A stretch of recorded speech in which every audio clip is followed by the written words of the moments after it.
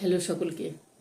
দেখো সামনে কি আছে, সামনে আছে চটপটা পকোড়া। চটপটা পকোড়া করার জন্য আমি নিয়েছি ভুট্টা দানা, এইটুকু ভুট্টা দানা, ঠিক আছে, সেদ্ধ করেছি।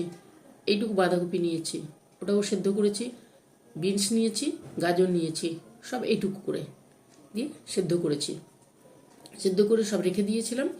তারপরে তোমার একটু চিড়ে, এইটুকু চিড়ে, সব পরিমাণ এইটুকু আমার, ঠিক আছে।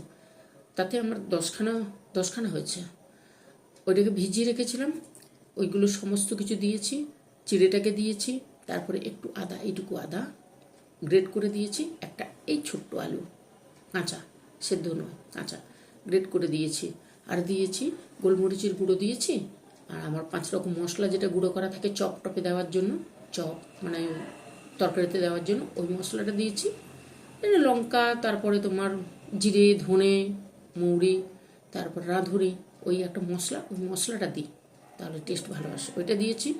বেকিং সোডা দিয়েছি অল্প, 1/2 চামচেরও কম দিয়েছি। নুন দিয়েছি। আর দিয়েছি এই যে প্রভুজির ঝুড়ি, এই ঝুড়িটা দেবে। আর দিয়েছি চিনে বাদাম কয়েক টুকরো, কাঁচা লঙ্কা একটা দিয়েছি। আর কি দিলাম? আর কিছু দিইনি। এইটুকু দিয়ে করেছি। তোমাদের যদি ভালো লাগে, ধনেপাতা তো আছে, ধনেপাতা থাকবে, ধনেপাতা একটু থাকবে। তোমাদের যদি ভালো লাগে তাহলে কি করবে, তোমরাও করবে, করে খেও, ভালো থেকো। আর দেখো তোমাদের দেখাই এই যে জিনিসটা, এই যে সুন্দর, দারুণ খেতে হয়। গন্ধ তো অপূর্ব সুন্দর গন্ধ আসছে।